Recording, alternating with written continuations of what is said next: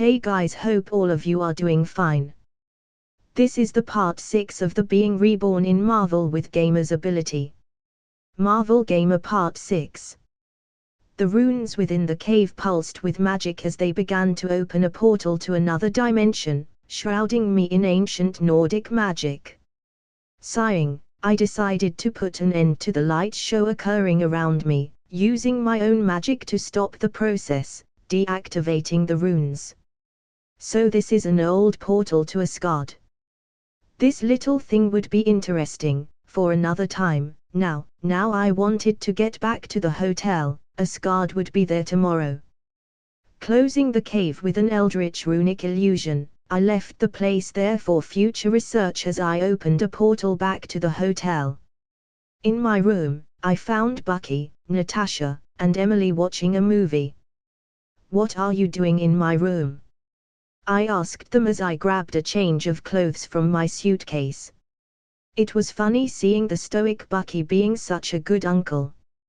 "Your TV is bigger than ours, and it's movie night." Emily smiled, showing me the movie they had rented. Pocahontas. "I see. Well, while you're doing that, I'm going to take a shower and then dinner. So let me know if there's anything else," I said as I went into the bathroom to take a shower and change into something more comfortable. The next few days, things continued as planned, with me, Bucky, and the girls enjoying our short vacation. We skied, we bought stuff we would never use, the normal. Eventually, the time to come home had arrived, and so, we boarded the plane back to the USA, with a lot of memories in our hearts and cameras. "Can we go to Spain next?" Nat asked, stretching her legs on her seat. "Sounds like a plan." I smiled. I mean, Spain was amongst the countries I wanted to visit. Oh, after that, we could go to Italy or France," Emily added with a smile, closing her eyes at the end of her sentence. "First, let's see if you girls keep your grades as good as you have them right now, and then, we can discuss all the trips we will do." I winked at them. "And here I was thinking you were about to give us a challenge," Natasha smirked cockily. "Keep talking, and I will get creative with my easy challenges," I smirked back. "I would like to take back my last statement." Nat chuckled. "Smart girl." I chuckled back. "Do you guys want anything to eat?" Bucky asked, showing us the menu. "God, I love having money." I hummed, grabbing the menu. "Oh, sirloin steak." I smiled, my mouth watering the thought. "I think I'll take 2 of these and some whiskey." "I want a burger," Emily said. "With fries," she added. "I want the sirloin too, with fries," Nat said. "And a Coke." "I want a Fanta," Emily said. "What about you, Bucky?" I asked. "A burger, fries, and beer." Bucky, like always, having simple demands. "Okay." I nodded, waving at the flight attendant to get our order. "What can I do for you today, Mr. Walker?" the flight attendant said with the utmost respect. "We are famished, so we would like some food if your kitchen is working." I chuckled. "Of course, our kitchens never fail, worry not." She didn't understand the joke. "Perfect then, ready for our order?" I asked. "Yes." The flight attendant nodded. "Perfect, we would like 2 burgers with everything, both with fries, one with a Fanta, and the other with a beer." I said, "We would also like 3 sirloin steaks, fries with them. Whiskey for one of them, and Coke for the other 2. 2 Cokes?" Nat inquired. "It for when the whiskey is gone." I smiled. "Perfect, Mr. Walker, I'll be with your order in a bit. In the meantime, would you like one of our famous appetizers?" the flight attendant inquired. "Surprise me." I nodded. "As you wish." The flight attendant smiled, leaving back to the kitchen. After our flight, we drove back home, and everyone went to their respective rooms to sleep. Something about food and flying makes one sleepy. Checking my phone, I was glad to find Alexei and Milena were behaving, doing just as I told them. Bucky, I called. A few seconds later, Bucky opened my door. What? He asked. I need to work, so I might be gone for a week. I was eager to study the runes in the cave and visit Asgard if time allowed it. I'll take care of everything, Bucky nodded. You have a credit card with no limits, so keep things running. I smiled. Will do. Bucky smiled back. With that said and done, I opened a portal to the cave I had found during my trip, leaving Bucky in charge of the house and other things. Time to see if there's anything more than portal runes in this cave, I said, as the portal behind me closed. I continued studying the runes within the cave, reading and translating each rune with extreme care, all while ensuring my mana didn't infuse the runes at all. First, I wanted to be sure this portal wasn't a portal to transport criminals back to Asgard. The last thing I wanted was to end in a place where I could not use magic to escape or, worse, in the room of Odin with Frigga inside. If my calculations were correct, the man was powerful enough to use a fly swatter and one-shot me, so angering him was not on my list of things to do. On the contrary, I wanted to make an alliance with him, maybe make some friendly ties with Asgard as a whole. It would undoubtedly help me in the future, especially with Thanos coming. Perhaps even stop Ragnarok while I was at it. I mean, all I had to do was keep the Sultan's crown on my inventory, and he would never destroy Asgard. Though my main objective with them was getting Sumeru, that metal alone was worth the trip to Asgard, where I needed to get the location of Nidavellir, which alone and without help could very well take me years to locate. Let's see what else I can learn. I continued to study the runes at the cave for hours. Noticing a few discrepancies in some of the runes, it seemed whoever made the cave as a teleporting post was not exactly well versed in magic. For one, if anyone with a below average amount of mana tried to open the portal, well, let's just say not all of him or her would have arrived at Asgard. The portal was so poorly done, that it would activate regardless if the user used the correct amount of mana or not. Perhaps they did it in a rush, perhaps whoever did the portal was just running away from something. Beyond that, the portal was seemingly functional to the best of its broken capability. As long as the user had a decent amount of mana to compensate for the poor craftsmanship of the portal, the gate would open. Now the question was, should I open the portal to Asgard, or wait for a bit? It was a tough decision. For one, I had no idea how was Asgard's policy against visitors.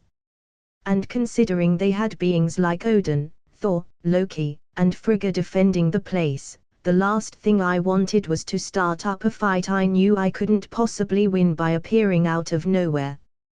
But on the other side, the upside was so good, it was worth the risk to some extent.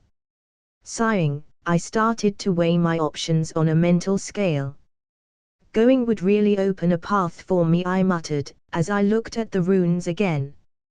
But depending on who I meet first, a fight will be imminent. I mean, Thor is on his idiot phase, he learns to have a brain after the events of Thor, but right now, all he is a muscle head, with serious testosterone problems. I could always outsmart him, he was all brawn. All I need is him rushing at me without a care for the world, and me opening a portal to the North Pole. Fuck it. I sighed, sometimes in life, you had to take a risk. Reading the runes out loud, I infused the place with my mana and this time allowed the place to do its intended work. The process was painfully slow, which practically erased the possibility this portal was done as a rushed job to escape something. I mean, what is the point of making something fast to escape something if the portal takes a minute to do its thing? You might as well kill yourself and save the enemy the trouble, as a professional courtesy. Eventually, the portal engulfed my entire body on dimensional magic, finally pushing me out of the cave. It was somewhat painful, another defect I had just found.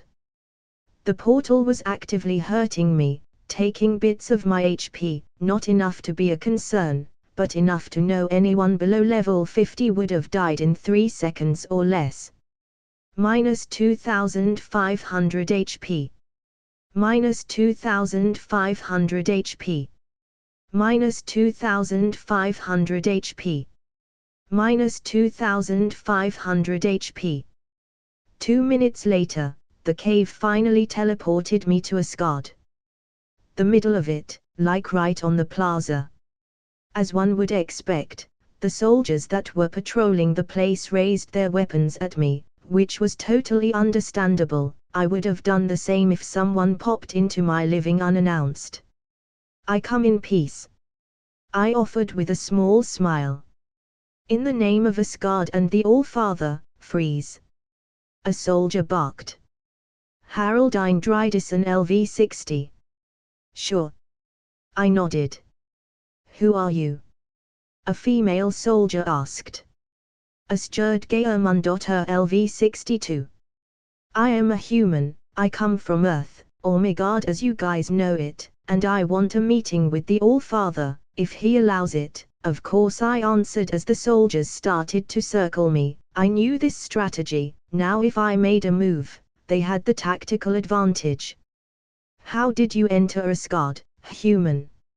A new soldier asked, Radivejason LV-59. I found a portal on Earth, and well here I am, I replied. So far I had no reasons to withhold information. You will come with us, Astrid Geirmundotter said, with a tone of finality. Sure. I smiled. Lead the way. Understandably they took me to a small cell, one normally used for small offenders as they sorted out what to do with me. I stayed out of my own volition, even without magic breaking out would have been a piece of cake, but I wanted to show them I honestly came in peace. So, you are the human that appeared in the plaza? I heard a feminine voice say in a commanding tone. Yes, that would be me. I nodded, turning to meet my visitor. Sif, the Nordic goddess of war, LV-139, she was mesmerizingly beautiful. There was a veil of danger around her beauty that made her all the more attractive. It was shocking really. I expected that level to be a bit higher. It's high nonetheless. Why have you come to Asgard? Sif inquired, taking a seat outside my cell. To talk with the All-Father, I answered. Sif stared at me as if trying to see if I was lying. Why? I want to form some friendly ties with him, and maybe get to know this place, I replied, looking around. I say we let him battle his right to speak with my father. I heard someone shout, as he came into my cell. I didn't even need to see who it was to know it was Thor. Battle, I hummed as Thor came into view. Thor Odinson LV-267. Well, that was problematic if he wanted to fight me. Yes, after all, only the mightiest warriors get to see the All-Father. Thor grinned, his hand going to the hammer hanging on his waist. And let me guess, you want to fight me? I asked with an amused tone. You guessed correct, human. Thor nodded with a smile. Sure, sounds fun. I smiled. I was about to get my ass kicked, but I would learn a trick or two. Besides, if this helped me get a meeting with Odin, so be it. Huzzah! Thor grinned as Sif face-palmed. I happily agreed to battle Thor. Knowing full well he didn't expect me to defeat him, he just wanted to have some fun. So, where do we battle? I asked, eyeing the god of thunder with just the hint of a smile. In the arena, where else? Thor grinned. Our battle will be legendary, or boring. Last time I checked humans were squishy, he muttered. I chuckled. Most are. I conceded. Then I hope you are not. Thor smiled, opening my cell. Thor, the All-Father asked me to talk with him, and decide whether or not he is worthy of meeting him. Sif hissed with a tight smile. It's okay, Lady Sif. I chuckled. After the battle, I can come back to the cell if that helps your vetting process, but a workout would do me good. Sif sighed. I suppose that could work. Huzzah! Thor grinned. Then let us battle into bloody glory. The god of thunder exulted, pumping his fist in the air in delight. So where is this arena you speak of? I asked. Follow me, my friend. Thor said, grabbing my arm like a kid eager to play. How the fuck was this man over 1,000 years old? I would never know. When Thor challenged me to a duel, I expected a small affair, not a fucking arena full of people cheering for him. Yes, I know. Thor smiled, bathing in all the love and adoration the people of Asgard were giving him. God, is he always like this? I muttered to myself. Yes. I heard someone reply. Loki Odinson LV 223. Hi. I waved at Loki. At first sight, he didn't seem so bad, but that was usually the case with crazy people. Loki looked at me for a moment, before he finally decided to wave back. You won't beat my brother with brawn, so do try to use that brain of yours, human, he said, leaving to his seat. I don't know if he was being friendly, or not. Now, in case you don't have one, we can provide you with the finest Asgardian armor we have to battle, Sif said as she approached me. I'm fine, I have my own armor. I smiled, denying her offer. You know you can die here, right?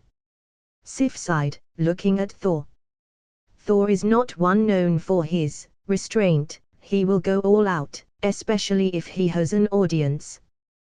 Believe it or not, I am not as squishy as I look. I smiled. Though worry not, I'm not aiming for a victory, I can feel he's stronger than me, so all I plan to do is earn his respect through combat. I feel this is how the god of thunder makes friends. Sif chuckled. That or getting drunk, or both at the same time. I know this is a long shot, but, any tips? I asked, looking at Thor doing JoJo poses for his fans. Sif smiled. Let him lead. Thor usually becomes predictable when you let him be the one dictating the rules of the battle. Mighty thanks, Lady Sif. I smiled. Good luck, human. Sif smiled, going to her seat. Father! Thor shouted, getting my attention. Turning around, I witness as the All-Father arrived at the arena, looking at Thor with an exasperated look. Odin Borson LV 475. Holy cannelloni, that is a high fucking level, I think the highest I have ever seen. I give you this victory, Father. Thor shouted with a smile. I give you this victory, he doesn't even consider me a threat, awesome. Inhabitants of Asgard. An Asgardian soldier said, his voice both grave and sharp. Today we have a unique event, a warrior of Midgard will battle the crown prince of Asgard in an epic battle. Oh, he was the announcer, cool. The soldier allowed a moment of silence as Thor continued to flex his muscles. I know what many of you think, but he's a human, he will die in less than a second, he is weak, puny, and at best an ant against our prince. I was going to kill that announcer. But he is different, he is mighty. the mightiest human. Maybe not, maybe he would live. The announcer smiled, as the arena was filled with cries of joy and delight. You will witness the titanic battle of two warriors from different worlds, different species, the mightiest of their kind, clashing in honorable combat here today. He continued, getting more cries of joy from the audience. Well, this guy knows how to sell some tickets. I chuckled, seeing the Asgardian people shout with joy. Without further ado, let the battle of might begin. The announcer shouted, walking out of the stage. All right. Thor smiled, cracking his neck. Okay. I sighed, equipping my armor. Bucky POV. When Alex left me in charge, I expected many things, but one of them wasn't the girls ganging up on me to do me a makeover. Come on, is not that bad. Nat grinned, as she continued doing my hair. You should attack your father, not me, I muttered, as Emily painted my nails. Daddy will get his, he will not see it coming, but he will get his. Emily smiled an evil smile. For now, we only have you. Nat chuckled. And you will look fabulous. I sighed. As long as you attack your father one day, I am all for it. I sighed, at least I was not alone on this today. What the fudge are you complaining about? Fury asked as he narrowed his eyes on me. At least they didn't put a wig on you. I'm not bald, I replied as a matter of fact. Tush. Fury sighed. Don't worry, we will only ever take a few hundred pics. Nat grinned. That's so evil. Emily gasped. I like it, she added with a deep tone. I don't feel safe. Fury muttered. We need more glitter. Emily declared, running into her room for the emergency glitter package. I never thought playing makeover would be so fun. Nat chuckled as she saw Emily run out of the room. Great, glitter. Fury sighed. I will look like a stripper when I got back to the office. Sif POV. The announcer's voice echoed through the audience for the last time as I took a seat beside the Warrior 3, Loki, and the All-Father. Let the battle begin. Do you think the human will last more than a few seconds? Volstagg asked Frandl. Nope. Frandl chuckled. The announcer had barely finished his sentence when Thor instantly charged at the human with a confident grin on his face, ready to slam him with his hammer. The latter, taking my advice, was already in a defensive stance, letting Thor dictate the pace of the combat, waiting for him, which allowed him to dodge Thor's hammer by just an inch. You owe me a beer. Volstagg laughed, punching Frandl. Well, I guess I do. Frandl sighed. The human took a step back and blocked Thor's next two blows with his forearms, before attempting to blast Thor away with some sort of magic laser, which ultimately failed when Thor started to spin Mjolnir, blocking the attack. Taking a step back, the human got into another stable defensive stance, as he eyed Thor with caution. Grinning, Thor quickly continued the assault, throwing his hammer at him, but with a quick circular move of his hands, the human opened some kind of portal, redirecting Thor's attack back at him. Then, as Thor lost his balance thanks to Mjolnir hitting on the head, the human leaped at Thor, punching him in the face with devastating force. The attack threw Thor even more off balance, and the human intended to press his advantage. The human pushed Thor back with a flurry of attacks, each punch and kick being stronger than the last. Unfortunately for the human, Thor recovered quickly and with a satisfied smile, punched the human away, recovering his hammer with his other hand. This is fun, Thor declared with a wide grin. It is. The human chuckled, as he stood up from the ground. Let us continue. Thor shouted, and in the blink of an eye, he closed the distance between him and the human, pushing him back with a powerful set of attacks, using his godly domain to punish the human. It was clear what the result of this match was going to be. The human was quickly becoming overwhelmed by Thor's superior raw force, and adding lightning to that was pushing him even more, and under such conditions, he had begun a slow retreat backwards under the onslaught of incoming blows, blood seeping out of his armor. "You know," Thor said with a smirk, blasting the human away with a lightning bolt. "You are the first human I have ever battled that lasted this long. Not even Asgardians take such a beating and keep on fighting." The prince was clearly happy. "Well, I must admit though, I am nearing my limit." The human sighed with a small chuckle. Thor chuckled. "Then let us end this. Shall we?" "Let's." The human nodded, summoning a massive ball of pure fiery inferno on his hands. "Hellfire!" he shouted, blasting the ball into the arena. Seconds later, a pillar of flamers engulfed Thor, and the once cheering audience was rendered mute. Even the Warrior Three had gone silent, watching the arena in shock. "That actually hurt!" Thor shouted, flying out of the flaming pillar with a few minor burns as he rushed towards the human, hammer at hand. "That was the intention," the human shouted back, summoning another pillar below Thor.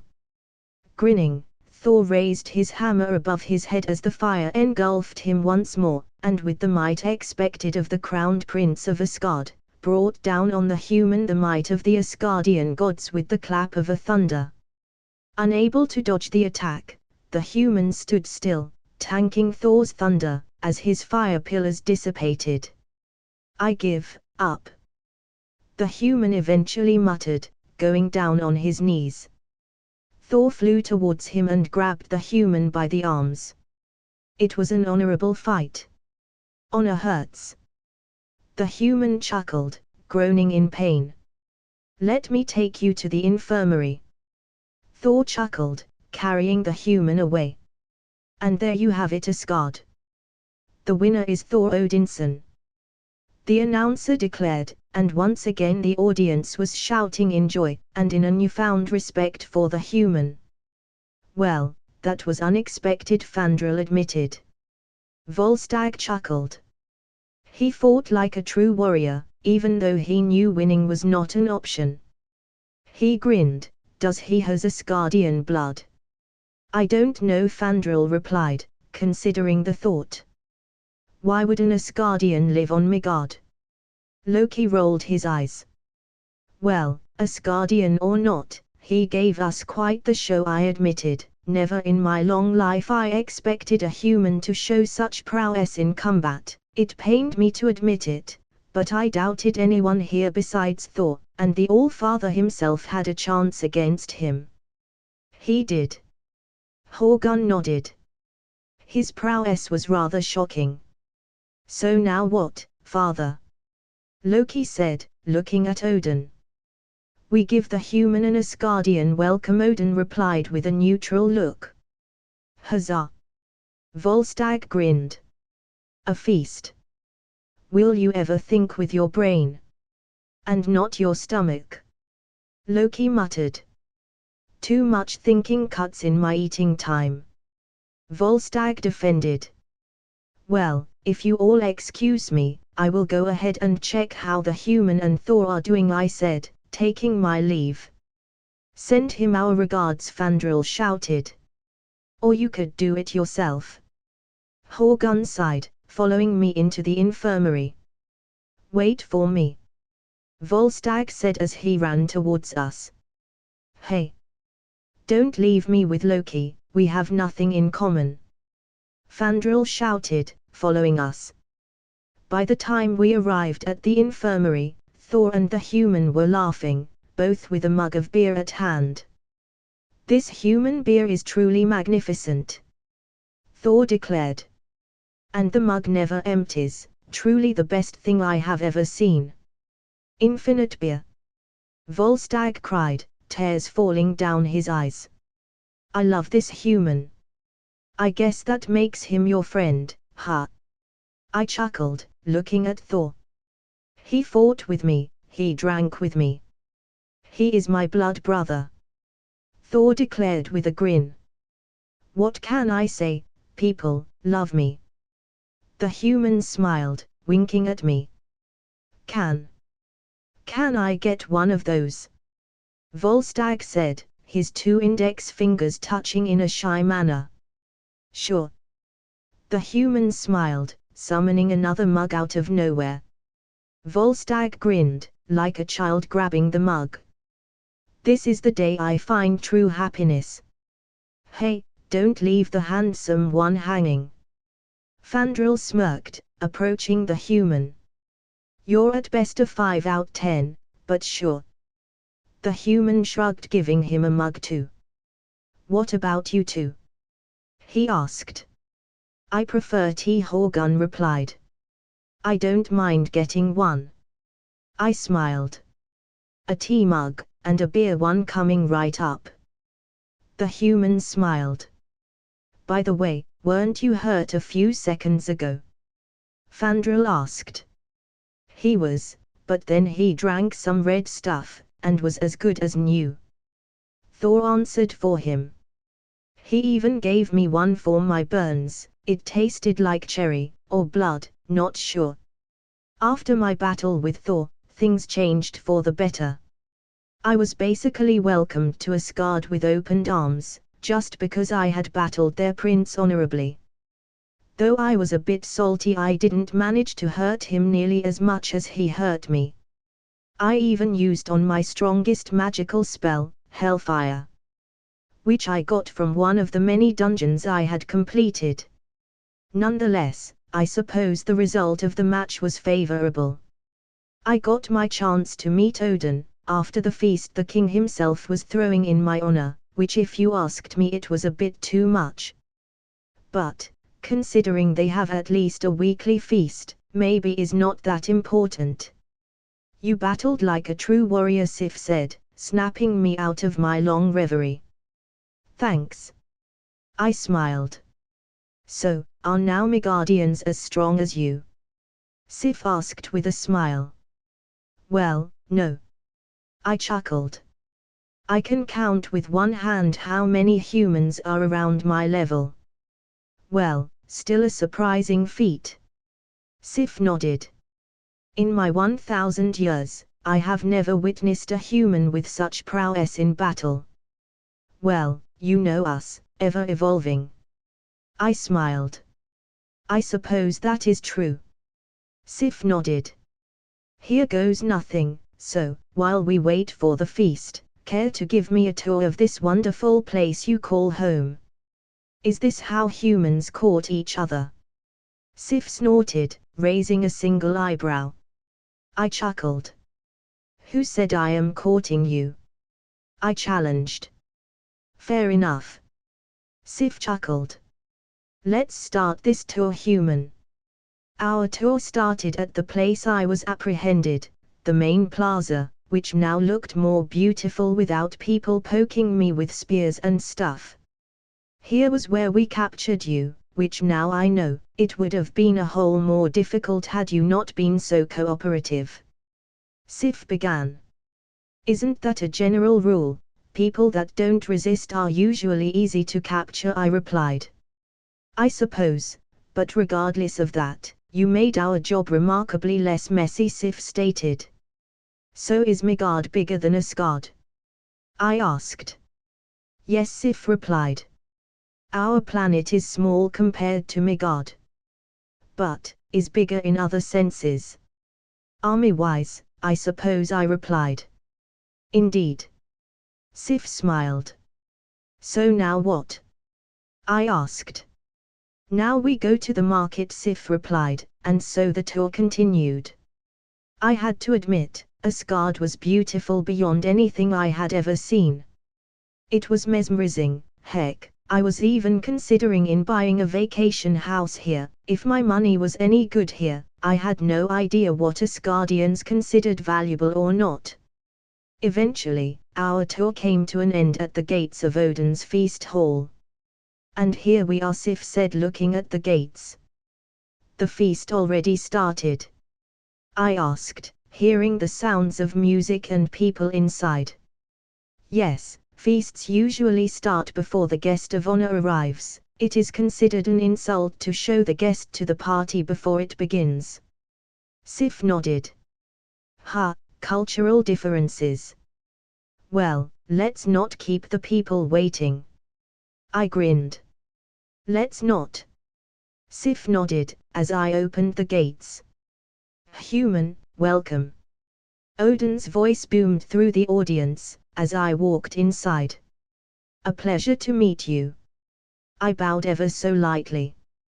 Come, take a seat beside my son.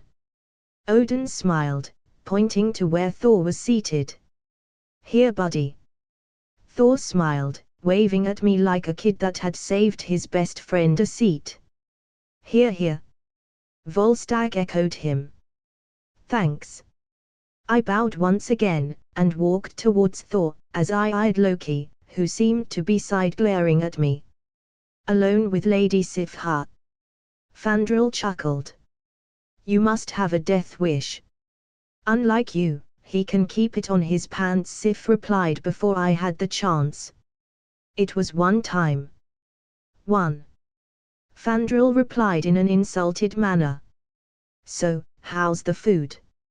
I asked, taking a seat beside Thor. Delicious. Put your feeble Misgardian lips of this mighty Asgardian chicken and see. Feeble, this bitch. Ignoring his lack of social tact, I grabbed a piece of chicken and bit into it. It was good, very good, but nothing like out of the park. I had tasted better chicken on earth. Top 5, but not the best, I said. Are you saying the mightiest chicken is on Midgard? Thor asked, looking at his chicken in shock. Indeed. I nodded. It's settled. I must visit Midgard with you when you go back. I'll stay on your castle. Thor exclaimed. I wanna go too. Volstagg shouted. Same, Midgardian ladies need a bit of Fandral. Fandral smirked. He isn't coming, I stated. Wise choice, Horgun nodded. Hey. Fandral pouted. I concur with Horgun. Sif smiled. You guys are mean. Fandral sighed, as he stood up and walked to the drinks. Odin Borson, POV. Alex Walker, the apprentice of Yao, now known as the Ancient One if memory serves me right. I wonder, why is he here? It has been some time since the last Midgardian came to Asgard, a few hundred years. Though, I wasn't sure if he was a human. While I knew he came from Midgard, his spiritual energy gave a different reading, one that I couldn't quite figure out what it was, or where it came from. But one thing was for sure, whatever I was feeling, it was older than me. Perhaps older than Asgard itself. You've been staring at the Midgardian for quite a while, Frigga muttered into my ear. Is there something wrong? No. I shook my head. Just watching him and Thor become friends. He's strong, Frigga commented. He is, I nodded ever so lightly. What do you think he wants? He did say he wanted to talk with you. Frigga said. I don't know, but I can't wait to find out, I replied. In all honesty, I had no idea what his motive for being here was, but I had a feeling it had to do with him possessing the Space Stone.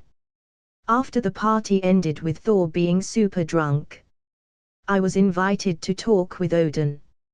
Finally, the moment I had been waiting was finally here. I would finally get to talk with the man in charge. Greetings. Odin said as I entered the throne room. A pleasure to finally meet you. I bowed, alone. I added. Did you enjoy the party? Frigga asked, taking a seat beside her husband. It was quite the party. I nodded. I'm glad. Frigga smiled at me warmly. I heard you wanted to talk with me. Odin began. Well, you are here, so talk. Straight to the point, I can respect that. Well, I wanted to propose an alliance of sorts between Asgard and me. I replied. Asgard already has an alliance with Earth. Frigga replied, we are responsible for Midgard's protection. I know to some extent about that, but... I sighed. Odin, catching on, chuckled. You think we are not doing a great job with that, right? Yes. I nodded. Look, nothing against you or Asgard, I know for a fact you can't be babysitting us at every turn. Odin nodded, we only interfere if Midgard can't handle the situation. Exactly, and that brings us to this talk. I smiled, I want Midgard to be able to handle anything. Odin raised an eyebrow, how? He asked, his only eye on me. As I am right now, I am the second strongest human in the entire universe. I began, a bit salty. Carol was stronger than me, but even with my strength, I can't defend the Earth, not like I want to. Frigga looked at me, what could possibly threaten Midgard so much that scares you? I chuckled, thanks for the compliment, really. But we all know there are beings out there in the cosmos, beings mad for power. The Mad Titan. Odin stated. I blinked in surprise. Yes. He won't make a move for any of the 9 realms as long as I am alive. Odin reassured me. With all due respect, sir. I sighed, hoping that what I was to say wasn't going to insult him. The day will come when you won't be around anymore, and we will have more than one problem to deal with. Problems Asgard won't be able to handle. Odin glared at me, before leaving out a sigh. Yes, Asgard is not ready to handle her or the Mad Titan for that case. Huh? Frigga asked. Another threat the universe as a whole is facing. Odin replied, shoving the subject down the rug. My point is, none of those threats will make a move as long as you are alive. I continued, they know you can stop them, kill them, so they will stay back, move without igniting your wrath, but when your final day comes, they will crush everything you have ever protected. Odin sighed. You are Yao's apprentice, all right. Yao's? Who? You know her as the Ancient One. Odin chuckled. Ha, so she had a name, odd, my power never showed me, perhaps she never saw herself as Yao, at least not anymore. So what exactly do you want? Frigga asked, if these threats are waiting for my husband to pass away, I am with you, we need to prepare. Though, you will have to excuse me, but... I don't think you will live to that day, we Asgardian have a long lifespan, and Odin still has a few thousand years on his belt. He knows that, Frigga. Odin said with a sigh. What he's saying is, I will die during his lifetime. Frigga looked at me in shock, what? I had some visions. I lied. Can it be avoided? Odin asked. Not sure, but it should be. I replied. Odin chuckled, I forgot how cryptic Yao was with her visions, absolute points and all. Is my death an absolute point? He asked with a smile. No. I shook my head. Frigga looked at me, then what can we do to avoid this? Kill Loki. If it wasn't for him, Odin's life force wouldn't have faded away, or free Hela, she was also sucking on his life force. Not sure, but I will help you avoid that to the best of my abilities. I declared. Is that all you can say? Can't you at least tell us how? Frigga pressed, but Odin stopped her. Frigga, the future is ever changing. If he saw my demise, and speaks about it, his knowledge and power to stop it goes away with him sharing it. Right now, he knows what could happen, and perhaps has a chance to help us. Odin sighed, giving me a knowing look. Will you help us? Frigga asked. Well, that's the idea. I nodded, though, like Odin said, I'm not entirely sure I can change what I saw. So, what exactly do you want from Asgard? Odin asked. Power. I replied, I need power, training, anything Asgard can offer in my pursuit of self-betterment. You want Uru equipment? Odin replied, shocking me. How the fuck did he came to that conclusion? I didn't even mention that. If possible. I nodded. Uru is a metal only the gods are worthy to wield, Frigga said. You would have to prove you are worthy of being called such. Odin nodded. Being called a god. I chuckled. Yeah, that's a big red flag on me, god, no thank you. You will get what you desire, when you prove yourself worthy of it. Odin replied. Fair enough. I nodded. In the meantime, feel free to train and be on Asgard, Odin added. About that, is there any way I can buy a house here, for vacational purposes? I asked. We can provide you with one, if you are willing to pay for it in blood. Odin replied. Blood. Asgard real estate was a bit too edgy for me. By helping Asgard in battle. Odin explained, we have a few battles here and there with the enemies of Asgard. Oh, then sure. I nodded. I sat cross-legged in the center of the Asgard's arena, my long sword which had been provided by Asgard for the day resting on my knees as I ate the sandwich Emily and Natasha had made me. For the past month, all I had done day in and day out was come here to fight. After checking up on the girls, of course. As always, a cold wind blew over the battle arena, as the sounds of people muttering filled the area. However, that was not all you could hear. In the distance, the clanking of armor and the whisper of a mace cutting through the air started to draw closer and closer. Stand and face me, commanded a powerful voice, which was no other than Horgun. With a smile, I held up a finger as I finished eating my sandwich. Priorities first. Horgun was a powerfully built man, broad-shouldered and thick-armed but at the same time lean for agility. With Asgardian steel armor from head to toe, and as a weapon his trusty mace. I had never fought against him, against Thor, several times during this month, against Sif, at least a dozen times just this week, but against him. Never. I thought you'd never come to fight me, I said, licking my fingers. The sandwich had been really good, no idea what kind of sauce the girls added to it, but it was finger-licking good. It's time for me to prove how strong you are, human, Horgun said, adopting a fighting stance similar to the Asgardians I had faced before. Okay, I said, rising to my feet in one smooth motion. Let's fight. I cracked my neck as I twirled my longsword around to loosen the muscles in my shoulders. Not that I needed it, of course, but I had been fighting, on and off, for the past 6 hours, so I had to test the waters.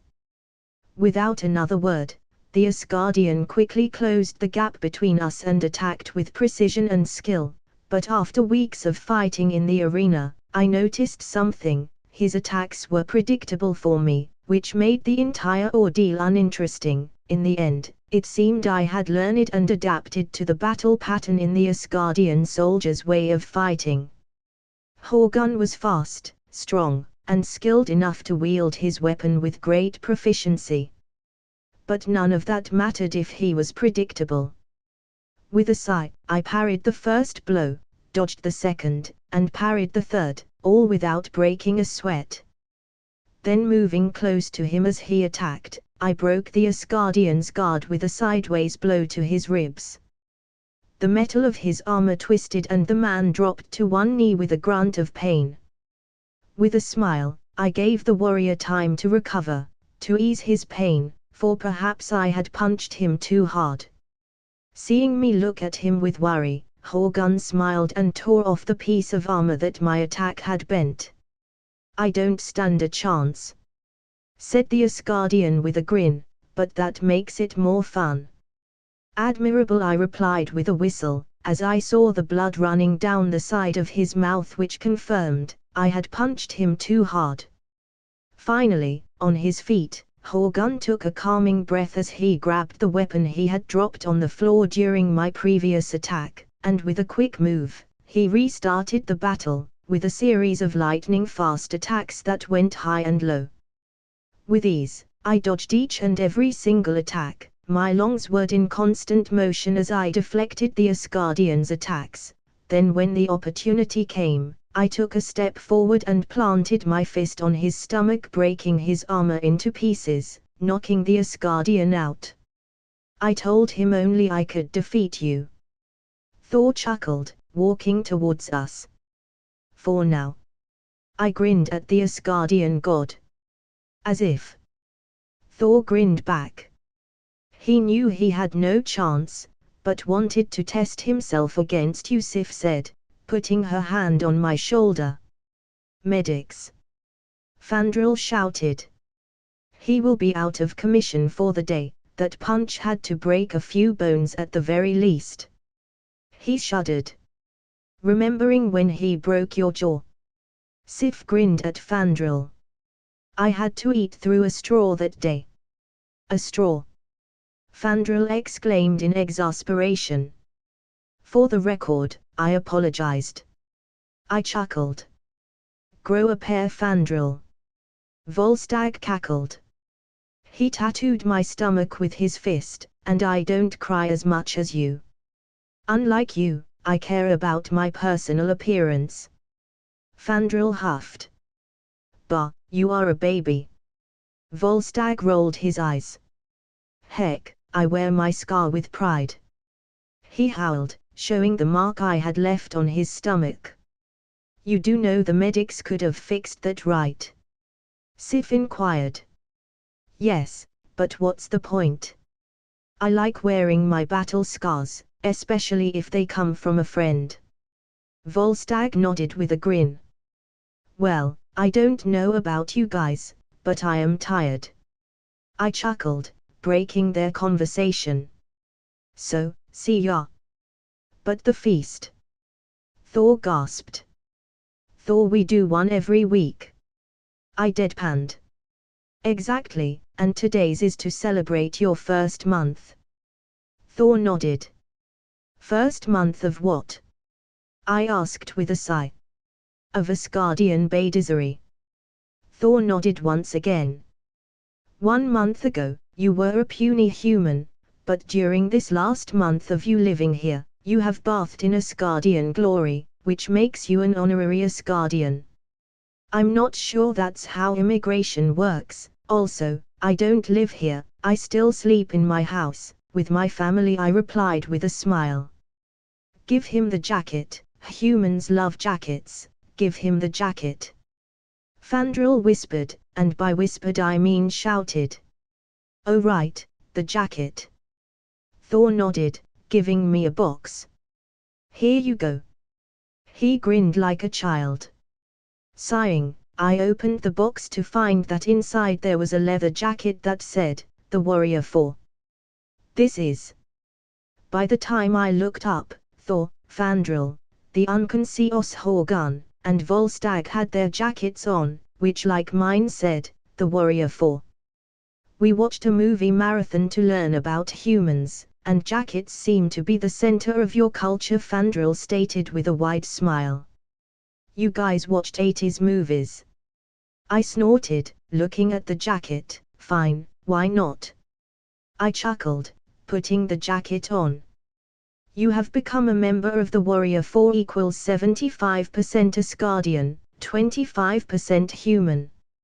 After another weekly feast, I went back to my Asgardian house, to rest. It was Friday after all, and tomorrow I would go back to Earth and visit the girls, but for now, I would rest. I thought you were going back home, Sif muttered, jumping inside my house through my open window. You know there is a door, right? I said with a raised eyebrow. Yes, but where is the fun in knocking? Sif winked. I suppose I chuckled. Well, to answer your question, is already too late on Earth, so I decided to stay here for the night. I didn't want to wake up the girls. Thor was very excited you accepted his offer to join his elite group of warriors, Sif commented, taking a seat beside me on my bed. He is at times a big child, is he not? I chuckled. He is, Sif chuckled. So, what are you doing here, Lady Sif? Surely you know how bad it looks for a woman to be with a man on his chambers, alone. I teased with a smirk. Sif smirked, as she slugged me on the arm playfully. A meaty little smack. And who will dare to talk about me? Tush, I chuckled. So, wanna watch a movie? I asked. I mean, for that reason I had brought a battery-powered TV, to watch movies and chill with my Asgardian friends. Sure, Sif nodded, getting comfortable. Watching movies with Sif, or hanging out with her, in general, had become routine, to the point I had begun to consider I liked her, perhaps more than just friends. Well, time to go. I sighed as I watched over the clock. It was already morning on Earth. Going home? Sif asked as she approached me. I looked at her and for a moment I wondered, should I take my shot? Yes. I nodded, gathering the courage to ask her to come to Earth with me, as friends. Would you like to come with me? I asked. To Earth? Sif asked, taken back by my request. Yes. I could show around, and it would annoy Thor. I had yet to bring Thor to Earth, and bringing anyone but him first would annoy the god of thunder. Annoying Thor, you drive a hard bargain. Sif chuckled. Fine, why not? Grinning, I opened a portal to Earth, and for dramatics bowed. After you, Lady Sif. Sif chuckled as she walked through the portal, followed by me. At the other side of the portal, I found Bucky wearing a Hello Kitty apron as he cooked for the girls. Nice apron. I chuckled. Bucky said nothing and continued cooking. Hi, my name is Emily Walker. Emily greeted Sif, running towards her with a welcoming smile. Are you dating our daddy? If you rush at any potential female for our paternal figure like that, he won't ever get a girlfriend. Natasha chuckled from the kitchen. Don't be silly, Daddy is super handsome, is he not? Emily asked Sif, who with a teasing smile nodded. He is, Sif chuckled. See? Emily nodded with a satisfied smile towards Nat. I never said he wasn't handsome, but your eagerness for him to date will scare any potential females. Nat chuckled. So this is a Midgard household? Sif asked, looking around. Not the best example of how they usually look. I chuckled. I am rich, therefore, my house is way bigger than normal Midgardian houses. I would like to see a normal Midgardian house later then, to compare to Asgard, Sif replied, walking to the kitchen. You must be the sworn shield of the Walker family, she said, greeting Bucky. Something like that, Bucky replied. My name is Sif, the Asgardian goddess of war, Sif introduced herself. A goddess? Emily gasped with stars in her eyes. I find it disturbing she uses magic for things like that. Nat commented with a shudder. Hey, you got your kung fu moves, I got my magic. Emily huffed. Your daughters are warriors like yourself? Sif asked with a gleam of excitement. Yes. I nodded, my chest puffing with pride. Nat here is like you, a warrior of arms and weapons, while Emily here is a great sorceress in the making. Dad. I'm blushing. Emily giggled, hiding her head under her shirt. We are cool, we know it. Nat grinned with a wink. Then maybe they should come to Asgard one of these days. Sif proposed, we have classes for children their age. I don't know. I scratched the back of my head, they have school, and their training. We have Sunday off. Nat said. I suppose I could take them, next Sunday to see Asgard. I nodded. So, what first? Sif nodded. I haven't been on Midgard in a few, so what is first in our list? Breakfast, then a small tour of New York, I said with a smile. I made eggs and toast. Bucky said, would you guys like anything else? No, that's fine, I replied. Good, 'cause I wasn't going to cook anything else. Bucky grinned. After a nice breakfast with the girls, Bucky took Nat to her shield classes and Emily teleported to Nepal, leaving me and Sif alone for our tour. But first, I needed to buy her some clothes. Walking with a full set of armor and a sword around the city would bring me unwanted attention. Must I wear this? Sif asked with a huff. For a warrior like her, wearing garments like the ones I had provided was nearly an insult. Yes, otherwise people will stare at us way too much, I replied. The last thing I wanted was people chasing us and thinking Sif was a cosplayer. Feels weird, Sif sighed, moving her body around. It's jeans and a shirt, a common Midgardian look, I replied with a soft chuckle. I even bought you a leather jacket, so people know you are a badass, I chuckled, as she put on her jacket. I suppose. Sif smiled. Now can we tour the city? Yes, let's, I nodded with a smile. I walked with Sif around the city, showing her every little corner she wanted to explore. It was almost adorable seeing such a fearsome warrior like her getting excited by things like a gas station hot dog, and other minor things like that. It was precious, really.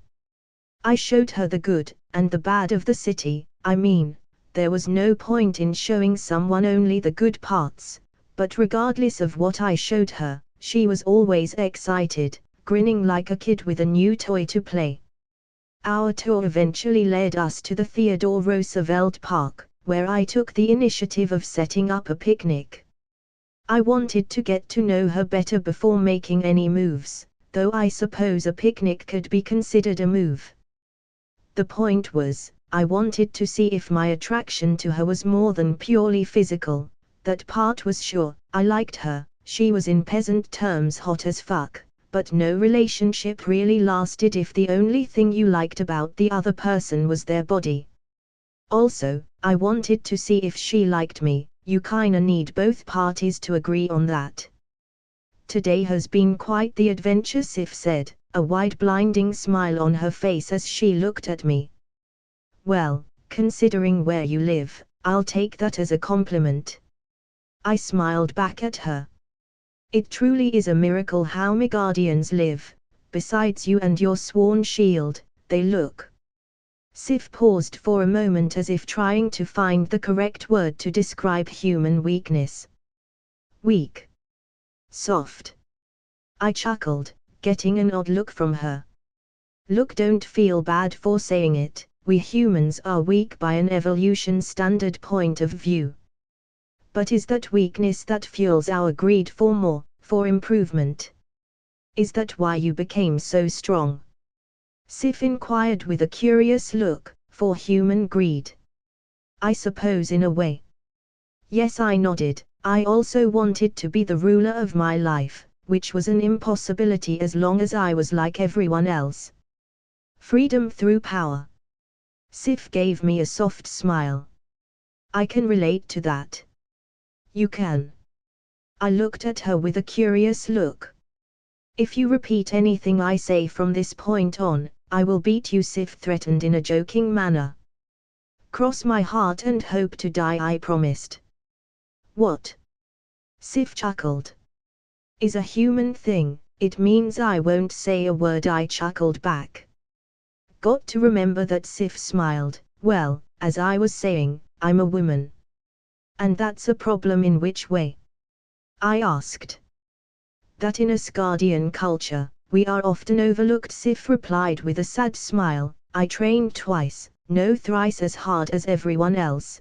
Day and night I practiced with my sword until my hands bleed, and even then, I continued, pushing beyond my limits, perfecting my moves.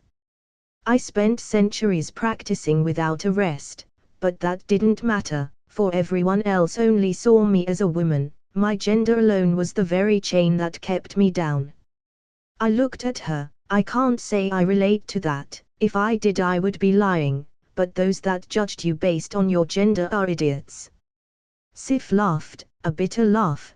They are, in the end. It was Thor who showed everyone else I was as capable as the rest of the men in Odin's army, and with time, well, I made a name for myself. I have to ask, how can Asgardians be so misogynistic? I asked, with a frown. I mean, what about the Valkyries? Weren't the Valkyries an all-women force? When they existed? Sif chuckled. I said the same, but since their demise long before my birth, well, warriors such as myself have been working against the tide. I smiled at her. So I get your feeling, Sif smiled. Power is sadly the breaker of chains. We all have chains, and only power can break them, be it the chains of one's gender, of the chains of one's innate weakness. Wise words, I nodded. I have my moments, Sif grinned. Well, cheers to our success so far. I chuckled, giving her a cup of wine I had pulled out of my inventory alongside a very expensive wine. Wine. By the All-Father, if I didn't know any better, I would think you were trying to court me, Sif smiled, grabbing the cup. Who knows? I winked. You are playing a dangerous game, human, Sif replied, taking a sip of the cup. One that you might not wanna play if you are not sure. Life for a human in this universe is intrinsically dangerous, so what's a risk or two? I shot back with a playful grin. I can't argue with that, Sif smiled, raising her cup. To our freedom. I smiled at her, raising my cup to meet hers, to our freedom. After a long picnic, and a few teasing comments here and there, we restarted the tour, this time showing her the nightlife of New York, but before we could see or watch anything good, I got a message on my phone, an urgent one. Sabretooth had escaped. Is everything okay? Sif inquired with a worried look, reading my expression. No, a dangerous criminal has escaped, I replied, cursing Sabretooth on my head.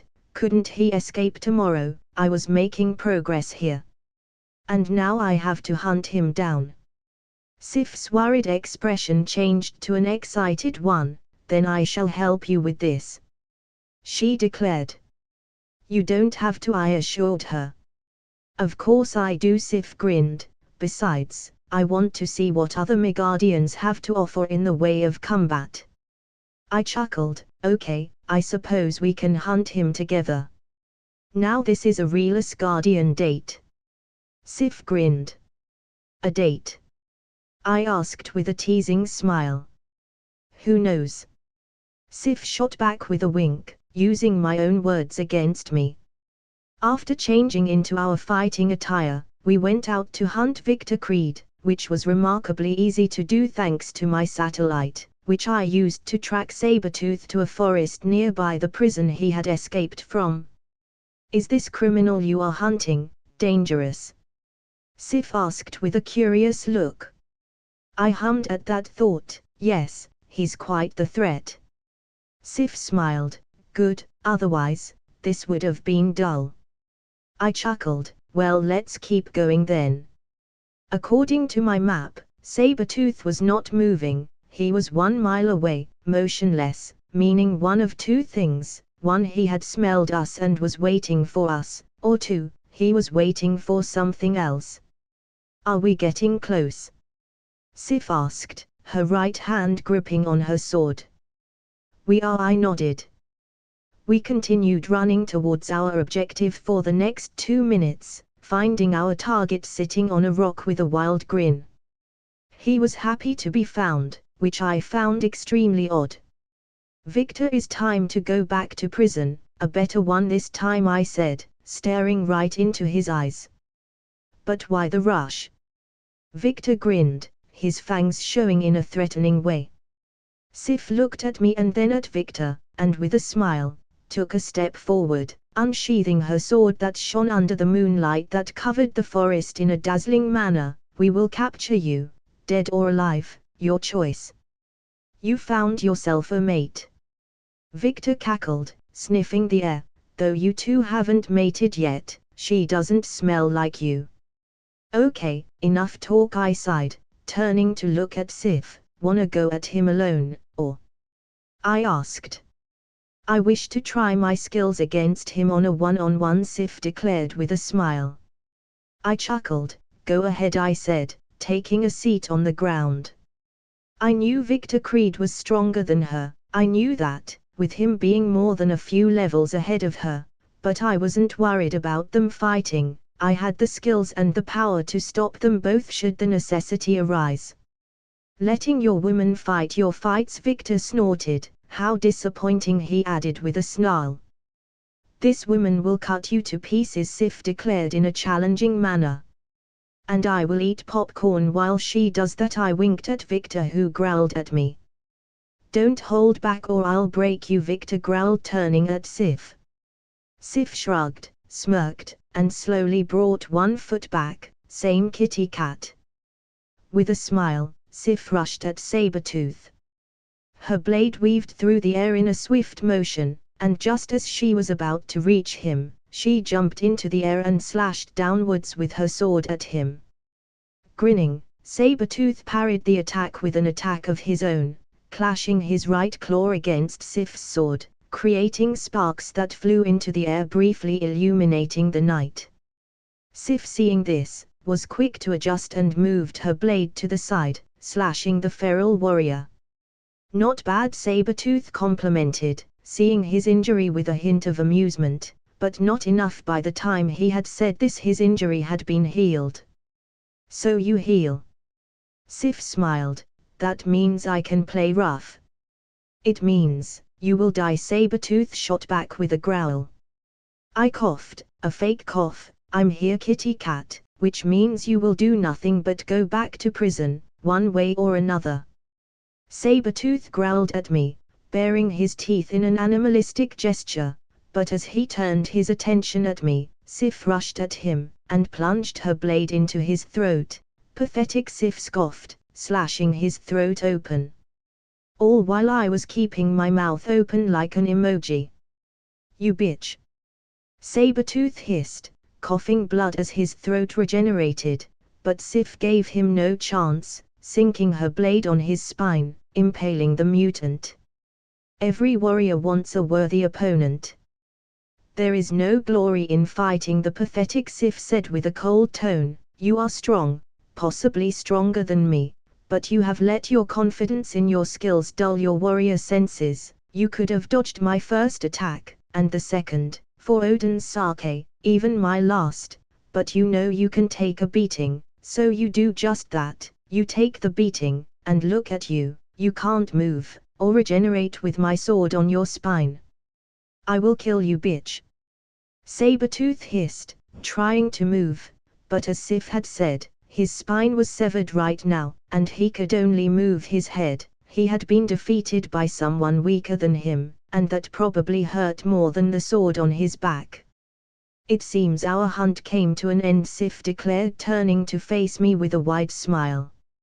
It sure looks like that, I smiled, opening a portal beneath Sabretooth, sending him back to prison, this time one reinforced with magic, courtesy of the Ancient One. That was surprisingly easy, Sif admitted. With his power, he should have been able to press me more. He was stronger than you, physically, but he lacked your experience, I nodded. I noticed that Sif nodded. So, will I get my sword back? Or you will, in a few days. I just want to mess with him first, I chuckled. Fair enough, Sif chuckled back. So, wanna go back to the city? I asked with a smile.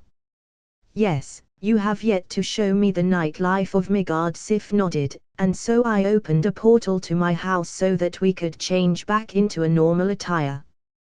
Back into civilian clothes, we continued our tour of the city, which eventually led us to the best part of New York's nightlife, the street tacos near the most dangerous zone in all of the city.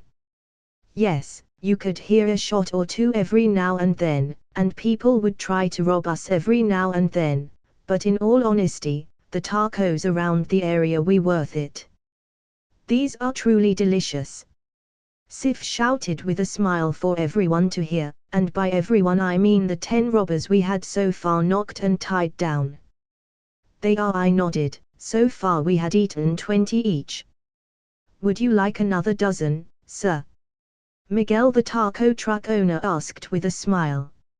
Miguel Gonzalez, the bringer of tacos, LV19. Of course, Sif answered before I could. I want them extra spicy, she added. You got yourself a keeper, Mr. Walker, Miguel chuckled. Miguel, why do you even sell your pieces of heaven here? I asked. Well, to help the community, why else? Miguel chuckled. I sell my food at a reasonable price, Mr. Walker, and give the people around this area something affordable to eat, something good. I help in my own way, which by cooking, yes, I get some that rob me, but the more I come, the less those bad ones come. We knocked out 10 robbers, I deadpanned. Well, it's because they know you, Mr. Walker. You are a billionaire. For them, you are their free out of this dumb ticket. Their words, not mine, Miguel chuckled. I sighed. I think I will invest some money into these parts. It would help a lot of people, Miguel nodded with a smile. Anyway, another dozen coming right up. After Sif returned to Asgard, I went back to my routine, which was to continue researching the super soldier serum. I was so close to cracking it, I could feel it. Unfortunately, I was stuck in the middle of nowhere with it, but I was in no hurry. I would soon crack this baby, one day at a time. I would get closer to the perfect formula. Though I'm not going to lie, it was pretty annoying. To be honest, it was like having 99% of the picture ready in my head, but missing one piece, one little piece that was crucial. I guess the best way I can describe my current feeling about the formula is like when you forget a word, and you have it in the tip of your tongue, but can't really remember. More than not, you remember the word after you no longer need it. Maybe I should get more blood from Bucky. No, that wouldn't work. No matter how many samples I get, the results would be the same. Whatever I was lacking, was not on his blood, or in anyone's blood. I sighed. What else I could do, with how it was? I could make a bootleg serum, like the one the Russians used, or an improved version like the one Hydra used on Bucky, but those still needed something. They lacked something the original serum had. Maybe I should learn necromancy, I chuckled. Then again, it wasn't a bad idea. Morally questionable, yes, but it would solve a lot of problems if I resurrected Abraham Erskine, and made him finish what I started. Though I sincerely doubt the Ancient One will lend me a book about the subject, but then again, I don't need her to get something like that. There are a few dungeons with rewards like that one. No, I can do this. I shook my head. While it would surely solve my problems, enslaving those who passed away to help me, would make me no better than Hydra. So this brought me back to square one. Always in your lab, that voice, the Ancient One. Well, I have things to do, and besides, I am not always here. I go out with the girls, at least twice a week, I replied, without even turning to meet her. There was much work to do, and little time to do it. I know what your little project is missing, the Ancient One commented, stopping me on my tracks. You do? I asked, turning around to see her smirking. I might not be a scientist such as yourself or Abraham Erskine, but I know lots of things. The Ancient One smirked, taking a seat on one of my tables. Considering you haven't offered me the information, I will go ahead and assume you want something in exchange. I sighed with her. You could never know.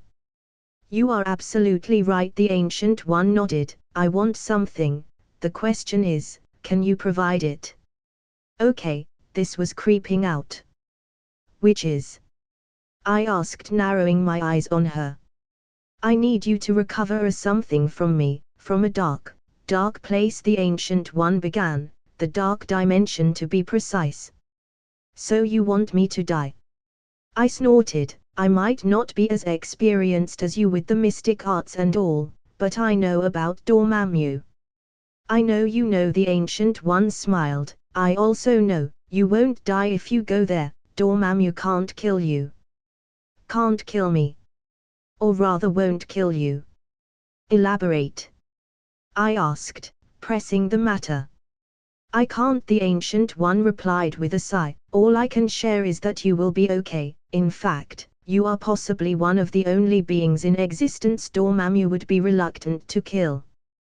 Well, ain't that ominous as fuck? Not that I'm saying yes, but what do you need to recover? I asked. A piece of my soul I left there a long time ago. The Ancient One replied, as if that answered anything at all. I rubbed my temples. Is there anything else you can share? I asked. No, believe me, I wish I could, but I can't. The Ancient One sighed. I will think on it, I replied after a brief moment of silence. You know where to find me. With that said, she left, leaving me with much to think about. The Ancient One POV. I teleported back to my chambers to find no other than Odin Borson sitting on a chair with a disapproving look. Yo, you are playing with fire, Odin warned. I know that, Odin, I chuckled. Yo, it has been so long this someone called me that, it feels foreign. Then why are you risking it? Odin sighed, rubbing his temples. He could die there. You know as well I do. Dormammu won't kill him, I replied, taking a seat.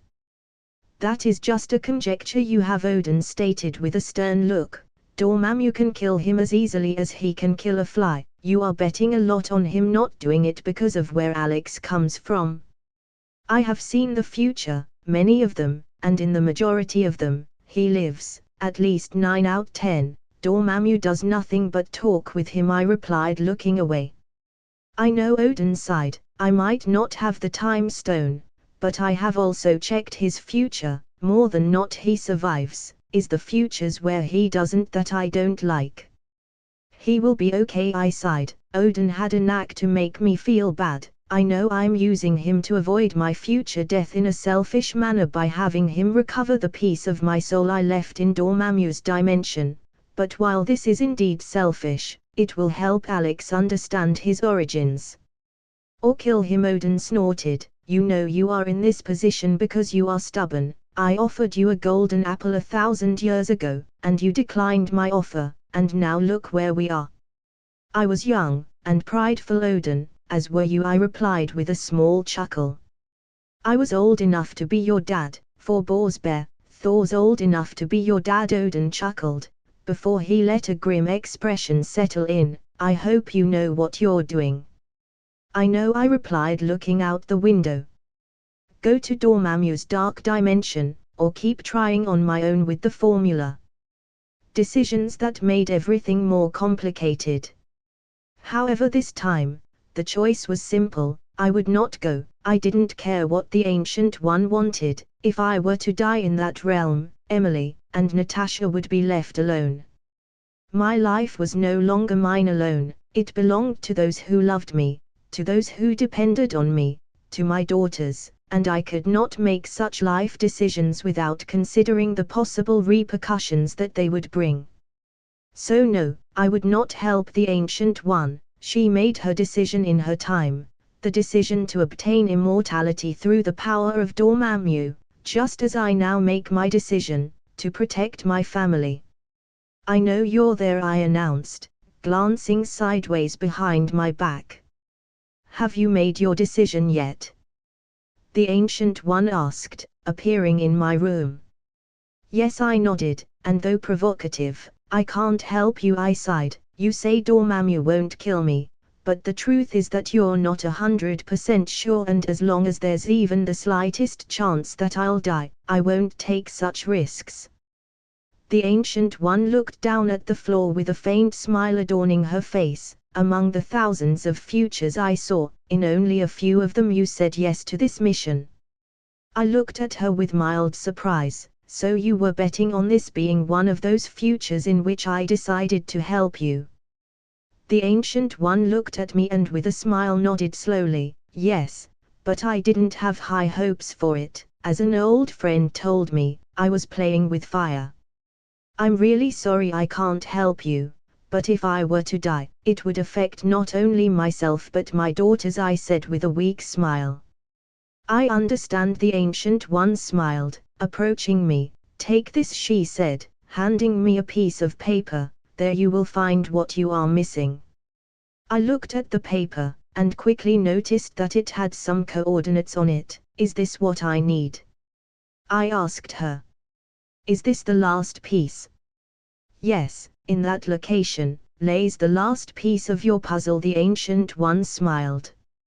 But I didn't help you, I said, staring at the paper. No, you didn't, the Ancient One laughed, but my help never depended on your help. I just tried to manipulate you. I hope you don't blame this old sorceress for trying. I chuckled, thanks. Well, I am off to teach Emily how to access the mirror dimension, a class you skipped, the Ancient One winked, teleporting out of sight. I will never understand that woman, I sighed, turning to look at the paper she had given me, reading the coordinates and adding them to my map. Germany, Augsburg. The Ancient One POV. Well, that was a bet that didn't play out in my favor. Oh well, you can't win them all. He said. No, Odin sighed in relief. For a moment there I thought I would have had to interfere. I looked at Odin and smiled. The All-Father worrying about a human, how times change, I smirked under my breath. The Odin of old would have killed Alex for stepping into Asgard unannounced. Don't lecture me about changing, little girl. You of all people know the me of the past, and the me of now are basically two different persons. Odin rolled his eye. I meant no offense, Odin, I smiled, conjuring some tea. I was just making an observation. You're an expert on that, Odin chuckled. Well, I might be a little girl to you, but by human standards I am old, and you tend to pick a thing or two. I smiled at him, offering a cup of tea. Is my secret tea stash? You and your team, Odin sighed. I suppose I might as well give it a try. I like tea. Tea was a way to cleanse the soul, to restart your energies, in more ways than one. Well, I like alcohol, if any type, Odin replied, snapping his fingers, transforming the cup of tea into a mug of beer.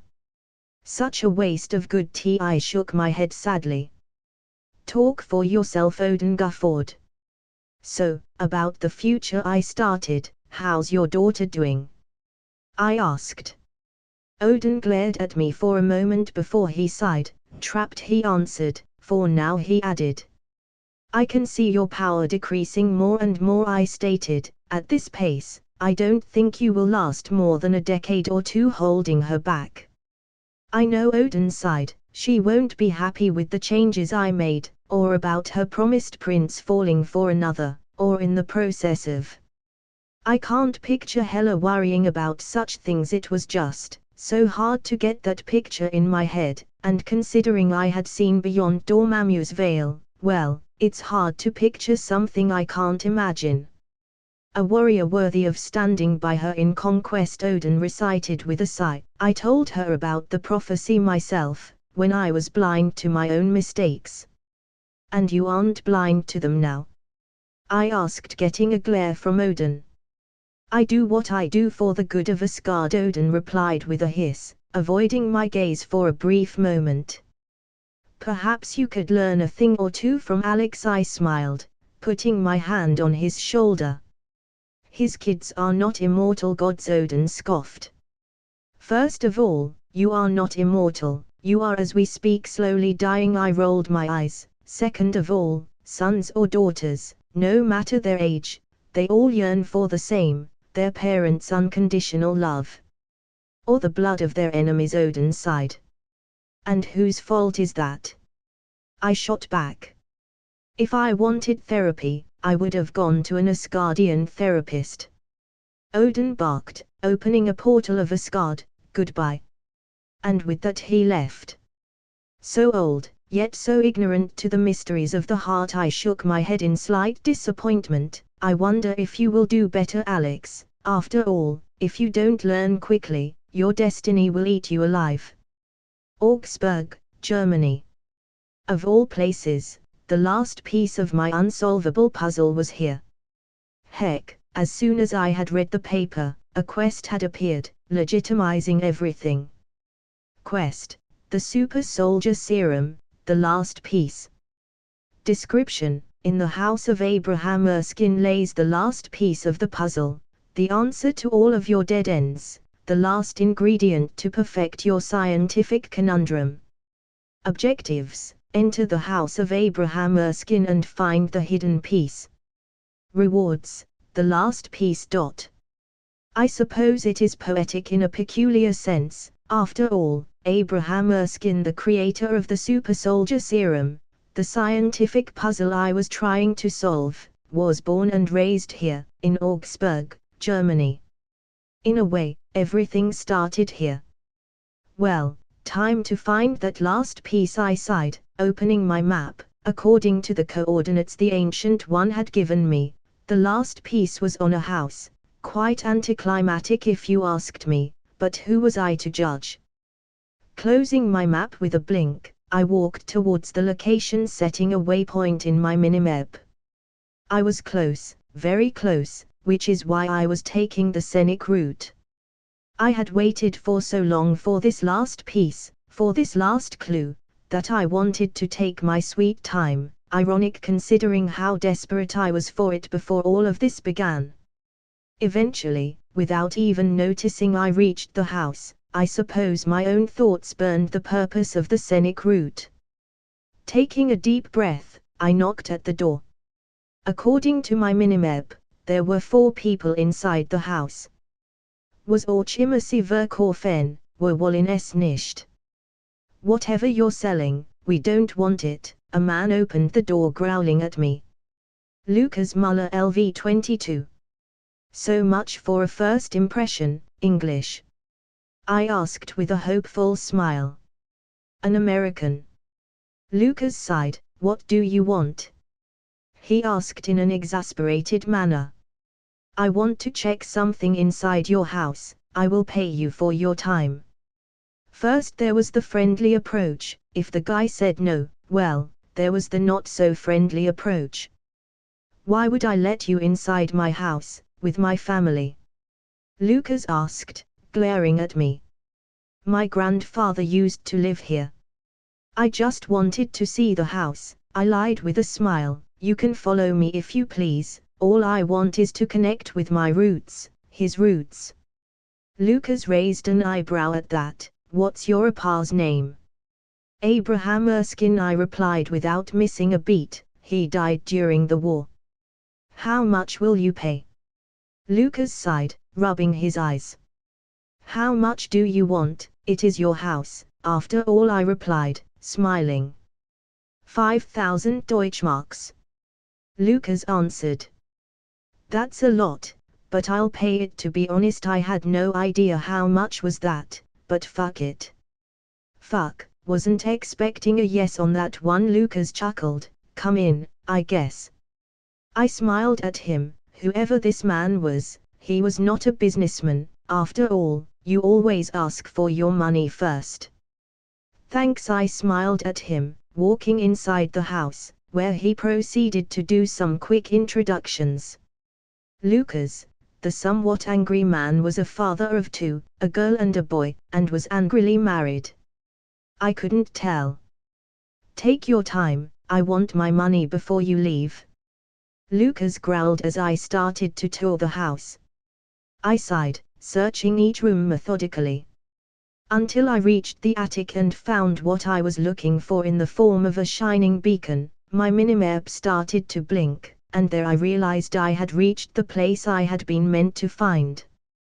Following the minimap, I reached a wall in the attic, and with a bit of magic cracked the thing open, finding a journal.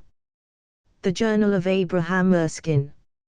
Quest completed, the Super Soldier Serum, the last piece. Description: in the house of Abraham Erskine lays the last piece of the puzzle, the answer to all of your dead ends, the last ingredient to perfect your scientific conundrum. Objectives: enter the house of Abraham Erskine and find the hidden piece. Rewards: the last piece. I had done it, finally. I had the last piece, no more dead ends, no more incertitude. In my hands I held what I needed. You broke my wall. I heard Lucas growl, but I paid him no heed. I will double my payment, I said, giving him the money, cash. What is that? Lucas asked, glaring at the journal in my hands. I looked at Lucas, noticed his eyes gleaming with greed. It's what's left of my family, I lied.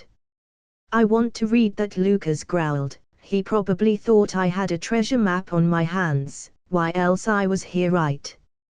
His mind was racing through a million thoughts, many of them probably related to the diary and the cash I had given him. No, I shook my head, putting the journal under my coat, aka my inventory. It was in my house, it's mine, Lucas growled, grabbing me by the collar of my shirt. You don't want to do this, I warned him with a smile. I paid you, you made money today, I can even give you a tip, but if you go this route, you will lose that money in hospital bills. Lucas scoffed, kid, whatever your pa left here, it's now mine, so hand it over. His hand moved to my neck. I sighed. I tried to do this peacefully, disappointed with this development. I grabbed the hand holding me. I told you, and with that, I broke his hand. So little resistance, it was a horrible feeling. When was the last time I fought a normal human? They felt like crackers now. Ah. Verdammte Mystical.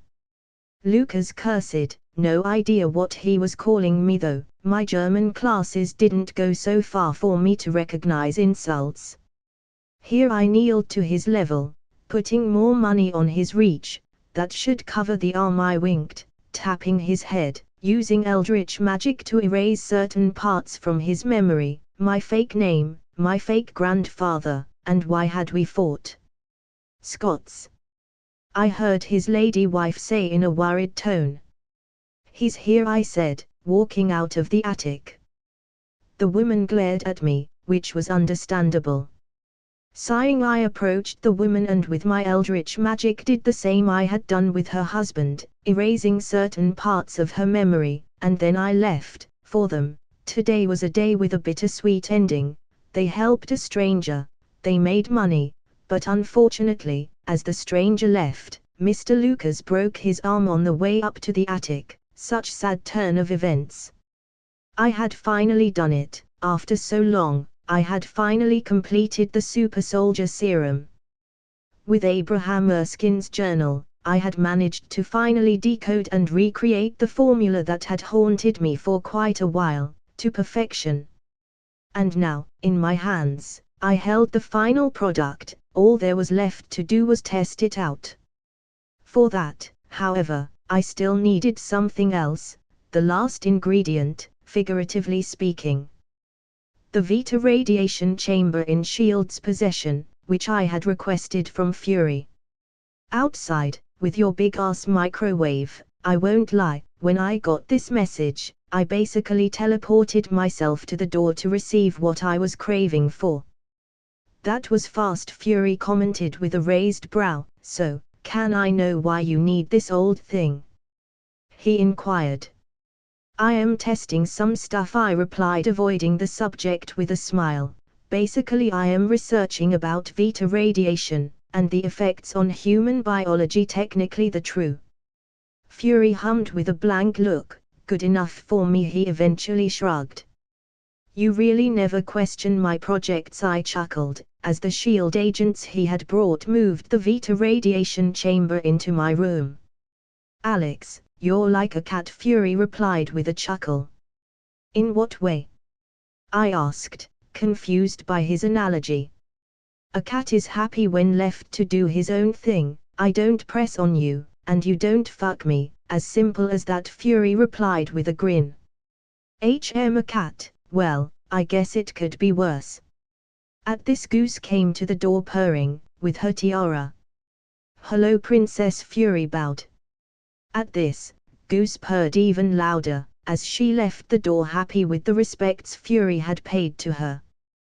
Goose the princess that eats furniture, I chuckled. It's a cat, they do weird shit, Fury shrugged. Anyway, I have to go, terrorists to kill, agents to train, bitches to slap, you know, the usual.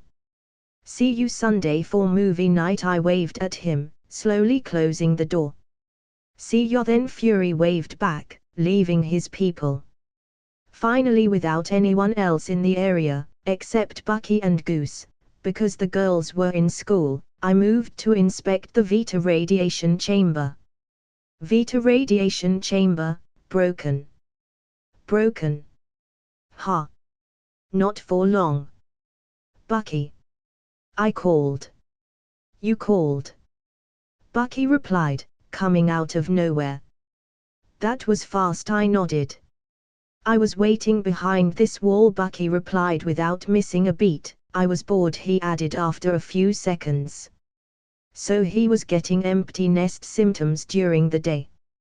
I might need to find the man a hobby. Okay, well, help me move this to the lab, I pointed to the Vita radiation chamber. This was it, right? Bucky asked, the one they used on Steve to make him the first super soldier, right? Not sure, I replied, looking at the chamber, but perhaps, I added. Bucky smiled. Let's move this thing, he said with a hint of sadness. I almost felt bad for not telling him Steve was alive. After a long painstaking process of geometry to move the chamber to my lab, I started working on the chamber. I had, after all, to fix the thing, which would be easy, barely an inconvenience, considering all the fucking skills I had hoarded for this very moment. How long do you think it will take you to fix this? Bucky asked. He was working as my assistant for today. I needed the extra muscle. I hummed, cleaning my hands with a towel from the oil and other things. Well, I say a few extra hours at best, a few days at most. Fury doesn't know, right? Bucky asked. No, I shook my head. Smart, Bucky muttered. The higher-ups would target me if they caught wind about my projects, I nodded. For the moment the council heard about my secret projects, they would turn on me. Not that it would make much of a difference, Bucky snorted. They can't take on us. No, but like my grandpa used to say, no enemy is too small, everyone can be a threat, I replied with a sigh. Wise, I suppose, Bucky sighed. With that said and done, we returned to our work. We still had a few good hours before I had to pick Emily and Nat up from school, 6 hours to be precise, and I would make good use of them. 6 hours later, and the Vita radiation chamber was still not up to optimal conditions, but if I continued working like I was, I estimated I would finish fixing the thing up by the end of the day. But first, I had to pick my girls from school. Well, that's enough for the moment, I whistled, cracking my neck. I'm off to pick up the girls, thanks for the help. Bucky nodded. I will order some food. Is Chinese good? I nodded, walking out of the lab, using magic to clean myself up, and change my attire. That sounds good enough. Perfect, Bucky replied, grabbing a towel to clean his face. Keep an eye on Goose. If she eats the chamber, I will muzzle her for a month. I shouted for Goose to hear. Will do, Bucky chuckled. I picked the girls from school, and like every Wednesday took them to pick some donuts for after lunch. A boy was flirting with Nat. Emily blurted out, getting a glare from Nat. Poor parents, I sighed as I shook my head, to lose their kid so young. Dad. Nat gasped, which melted my heart. This was the first time she had called me Dad.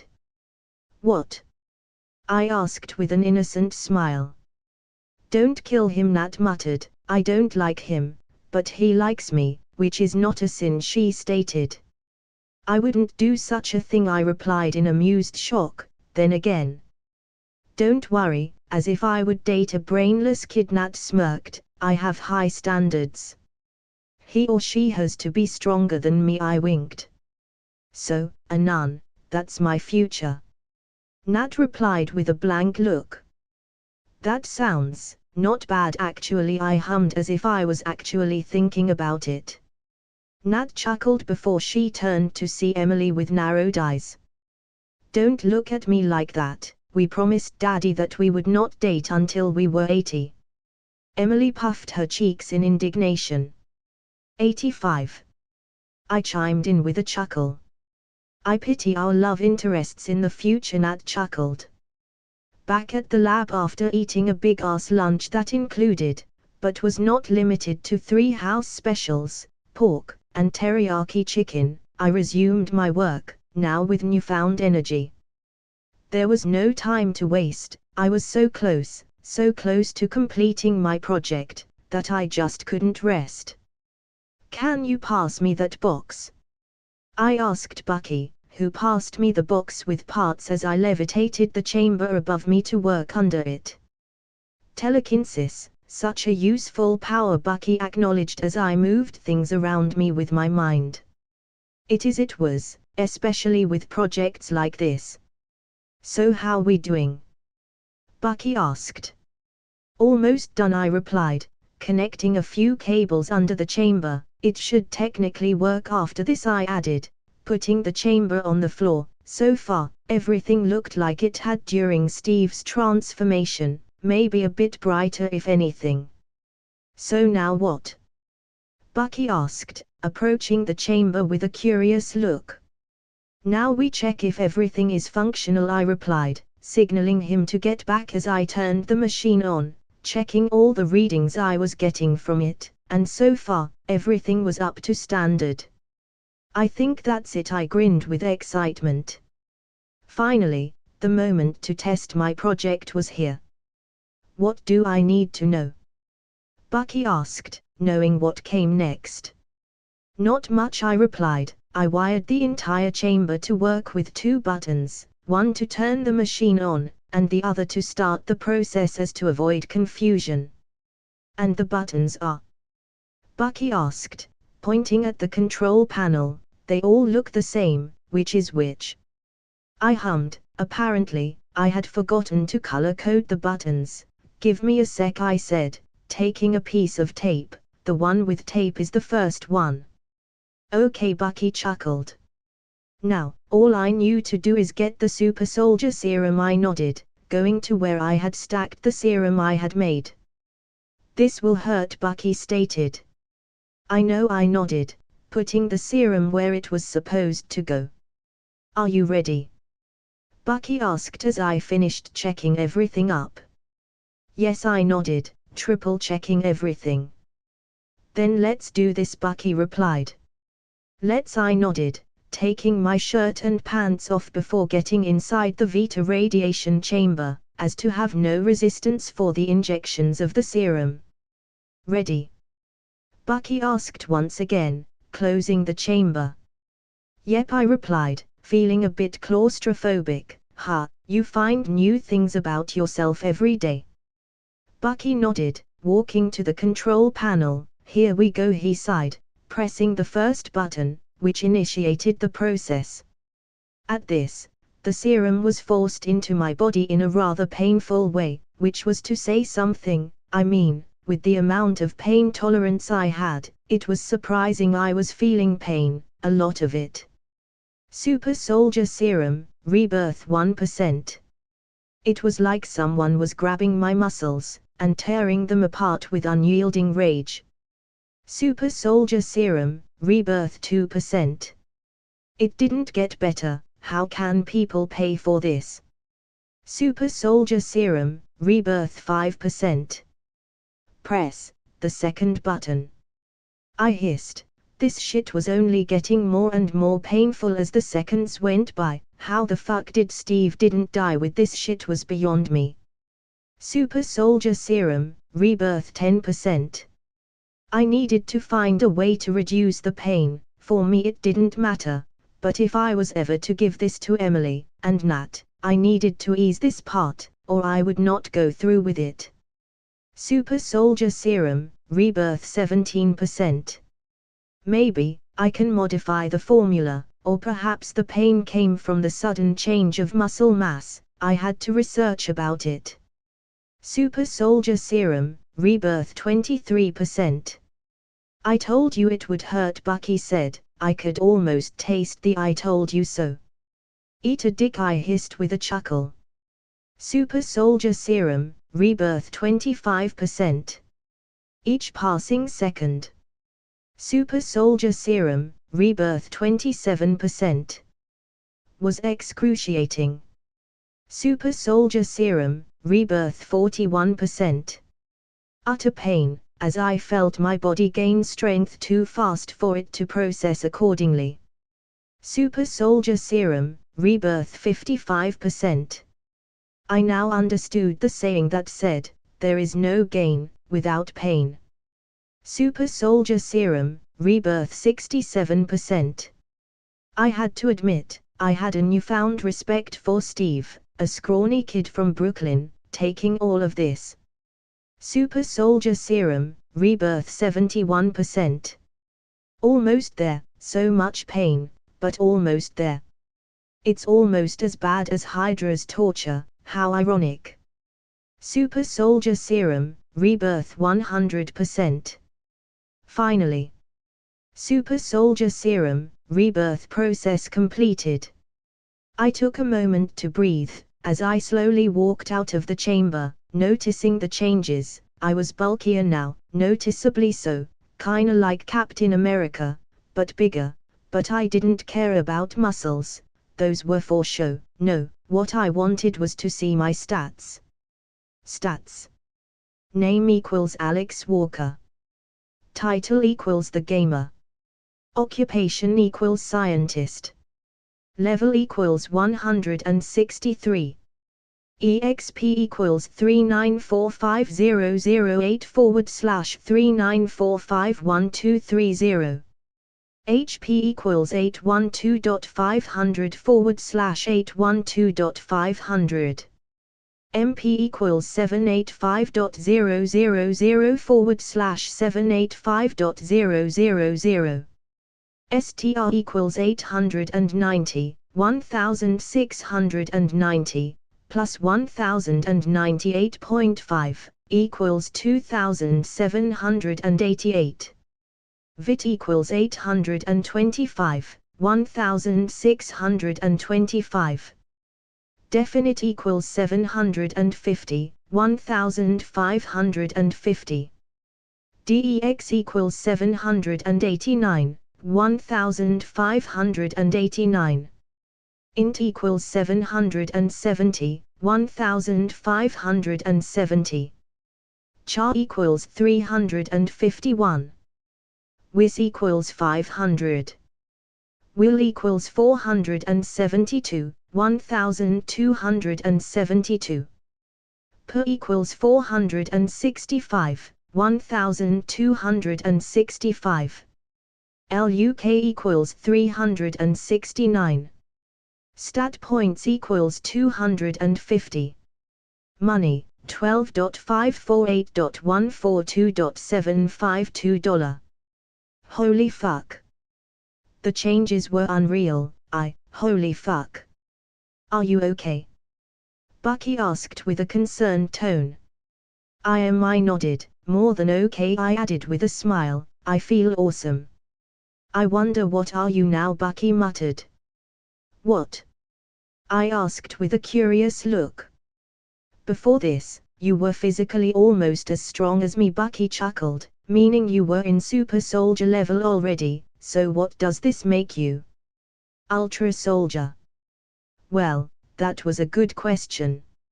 I don't know, but I certainly am stronger, by a lot. I smiled, putting my hand on his metal shoulder. You should probably avoid physical contact with the girls until you regain your newfound power, Bucky stated, pointing at his shoulder. The metal had twisted under my grasp. Holy fuck. That was pure titanium, Bucky added.